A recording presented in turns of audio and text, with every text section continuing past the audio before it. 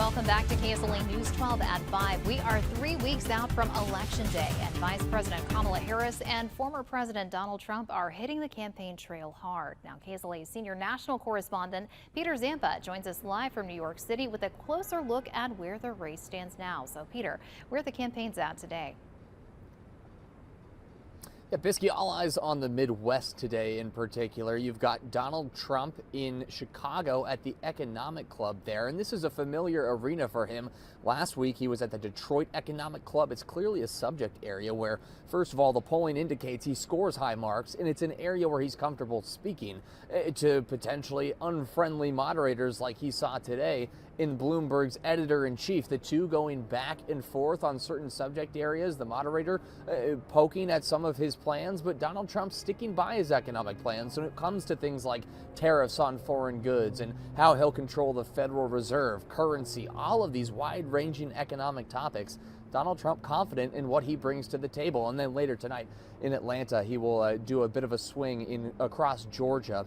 And then you've got Vice President Kamala Harris, who is in Detroit tonight doing an interview with another popular radio show. After a fairly slow start as far as media encounters go, this Harris campaign over the last week has really just ramped it up, and it's across the political media spectrum, if you will. She's got an interview airing tomorrow night on Fox News, not necessarily friendly territory for this Harris campaign, so clearly trying to ramp up her media presence and reach out to every single voter in this country as the sprint to Election Day nears its end.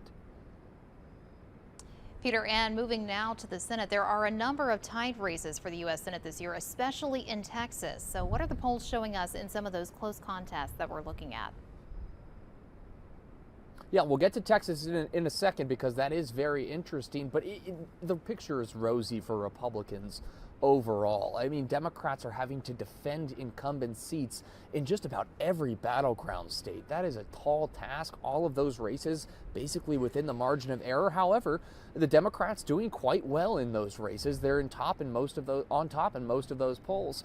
But where it gets really tough for the Democrats is losing the incumbent Democratic Senator Joe Manchin in West Virginia, deciding not to run for re-election months ago. That opens up a vacuum that is just surely to be filled by a Republican in such a conservative state.